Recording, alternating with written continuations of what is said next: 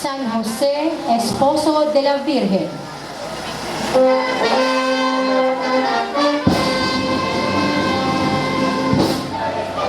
Ang esposo ng mahal na Birhen Maria at ang masaturing ng Panginoong Hesus. Siya ang taong matuwid na pinatiwala ng Diyos upang alagaan ang malinis na pangalan ni Maria at ipagtanggol ang mag-inang Hesus at Maria. Sang-ayon sa tradisyon ng simbahan, sa isang pagsubok na ibinigay sa mga lalaking sumisinta kay Maria, tanging ang tungkod lamang ni San Jose ang namulaklak. Isang pahiwatig mula sa langit na siya ang nararapat na maging kataling puso ng mahal na Birhen. Ang kanyang dagling pagtalima sa utos ng anghel ng Diyos na pakasalan si Maria at ang pangunguna sa paglikas sa Ehipto ay ilan lamang sa mga patunay ng kanyang pagiging masunuring anak ng Diyos. Ang kapistahan ni San Jose bilang patron ng buong simbahan ay pinagdiriwang tuwing ika-19 ng Marso at si San Jose bilang manggagawa sa tuwing unang araw ng Mayo. Ang imahe ng poong San Jose ay nasa pangangalaga ni Ginoong Mark Eugenio Reyes ng Pateros, Maynila, sa kagandahang loob ng Pamilya Jeronimo bilang tagapagtangkil. Ang mga umaagapay sa karusang ito ay ang mga mananampalataya mula sa pamayalang Kristyano ng RT at mga lay ministers ng parokya.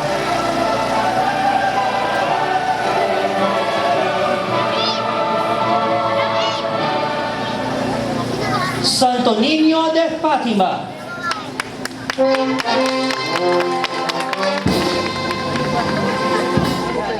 Si Jesus na anak ni Maria bilang isang bata, larawan ng batang masigla, masunurin at may takot sa Diyos. Ang pamimintuho sa Santo Niño ay kasing tanda na ng Kristyanismo sa Pilipinas. Buhat na dumating ang mga Kastila noong 1521 ay pinagkaloob ni Ferdinand Magellan kay Reyna Juana ng Cebu ang isang imahen ng banal na sanggol bilang regalo.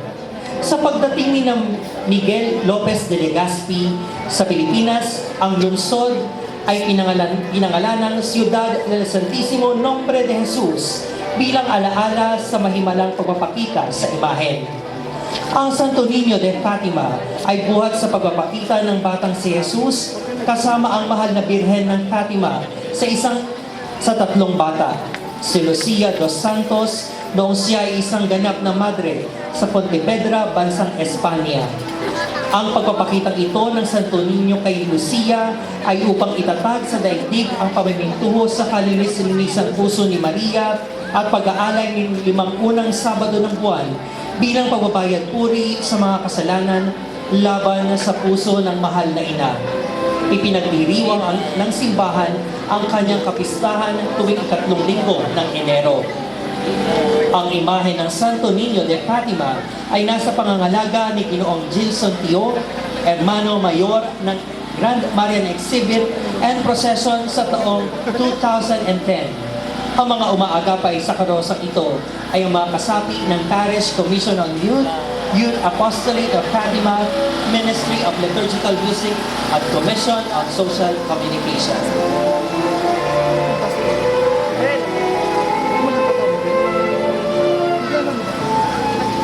La Inmaculada Concepción de Malolos.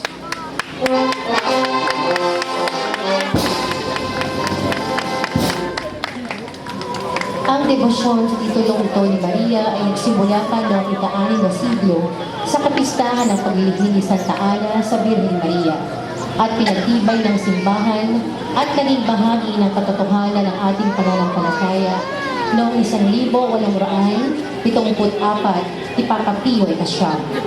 Si Maria, sa unang yugto ng paglilingkod sa kanya, ay inilayo na sa kanya ang batik na dulot ng salang orihinal sa pamamagitan ng isang natatanging biyayang dulot ng Panginoong Diyos sa kanya. Ito ay isang paghahanda sa kanya na maging ina ng Diyos. Ang Inmaculada Concepción de Malolos na obra ni Teodoro Ocle at inukit bago ang ikalawang digmaang pandaigdig, ang patrona ng Diocese ng Malolos na nakasasaklaw sa parokya ng pambansang dambana ng Mahal na Birhen ng Fatima. Ang imahen ay ginawaran ng koronasyon kanolikal noong ika-10 ng Marso, 2012. Ipinagdiriwang ng simbahan ang kanyang kapistahan tuwing ika-8 ng Disyembre. Ang imahe ng Immaculada Concepcion de Malolos ay handog sa parokya ng Pambansang Dambana ng Mahal na Birhen ng Fatima ng Pamilya Almario, Ginang Rosario Almario at Ginoong Rich Almario, Hermanos Mayores ng Grand Marian Exhibit and Procession sa taong 2012. Ang mga umaagapay sa karosa ng Mahal na Birhen ay mula sa mga mananampalataya mula sa mga pamayanan ng Don Pedro at Pacquiao.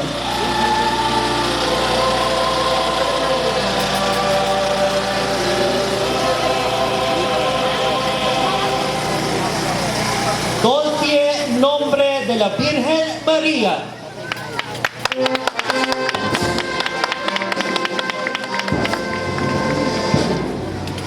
Ang dalisay na pangalan ng Mahal na Birhen ay malaon ng pinararangalan sa matagal na panahon, simula pa noong unang mga taon ng Kristyanismo.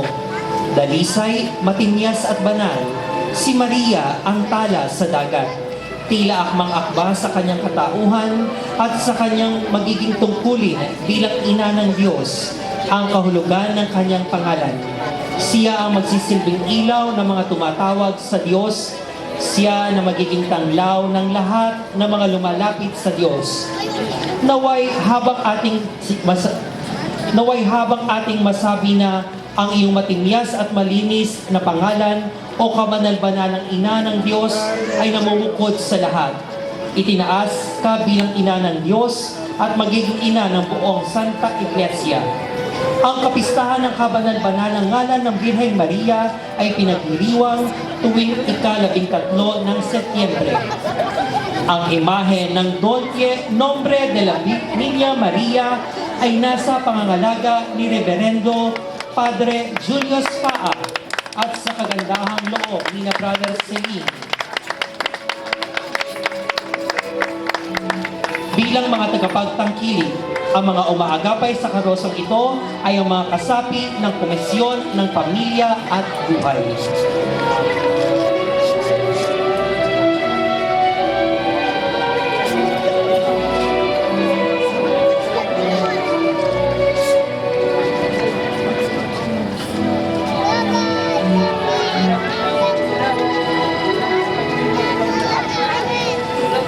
La Asunción de la Virgen María Santísima.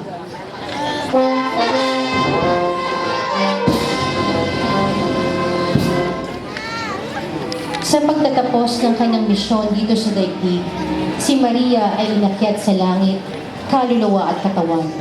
Si Maria na tumalima agad sa panukala ng Diyos sa kanya na maging ina ng manlulubos.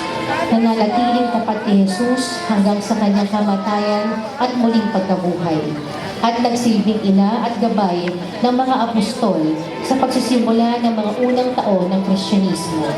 Iginawad kay Maria ang isang natatanging gantimpala, ang unang nagtamo ng maluwalhating kaganapan ng kanyang pagkatao at makasama ang kanyang anak na si Jesus sa langit.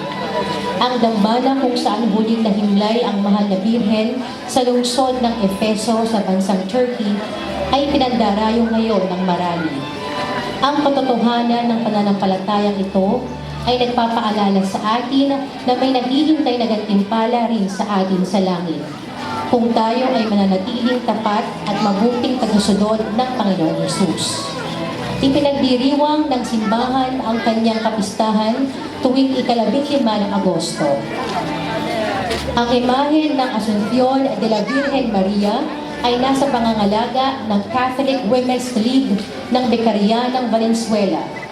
Ang mga umaagapay sa karosa ng Mahal na Birhen ay ang mga kasapi ng Catholic Women's League ng Beccaria ng Valenzuela at ng Catholic Women's League ng Pambansang Dambana ng Mahal na Birhen ng Fatima.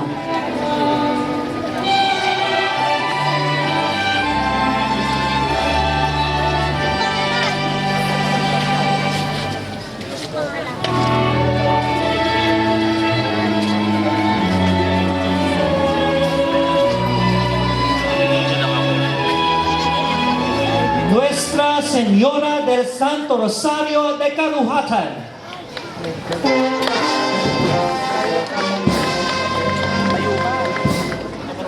Ang nayong nakilala sa mga kumpol na mga puno ng tuhat at pinagduduhatan ng mga kanugnog na nayon ng Pulo, Valenzuela. Tampok sa mahal na Birhen ng Santo Rosario bilang pinamimintakasing ina. Buhat ng dinala sa nayon ang pamimintuho sa ina ng banal na Rosario, siya na ang naging takbuhan ng mga mananampalataya, lalo na sa mga panahong isang malaking sakahan pa ang naturang nayon. Ang pagpapasan sa mapaghimalang imahe ng Santo Rosario upang isagawa ang paglulutrina sa paligid ay isang napakahalagang bahagi ng kanilang kasaysayan bilang isang bayang nagmamahal sa Kanya. At magpasa hanggang ngayon, ang ina ng Santo Rosario ay patuloy pa rin ipinagpipista sa buong buwan ng Oktubre. Ang antigong imahe ng Nuestra Señora de Santo Rosario ay nasa pangangalaga ng parokya ng banal na mag-anak ng Karuhatan, lungsod ng Valenzuela. Ang mga umaagapay sa karosang ito ay ang mga mananampalataya mula sa nasabing parokya.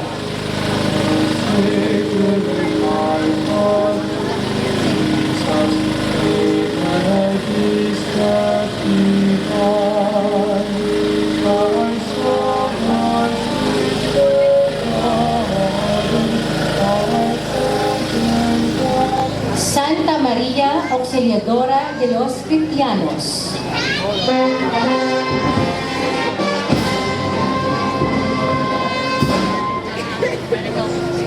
Ang mahal na Inang Mariang mapag-ampon sa mga Kristiyano, ang sakdala ng mga binyagan at tagapag-ingat ng buong Santa Iglesia.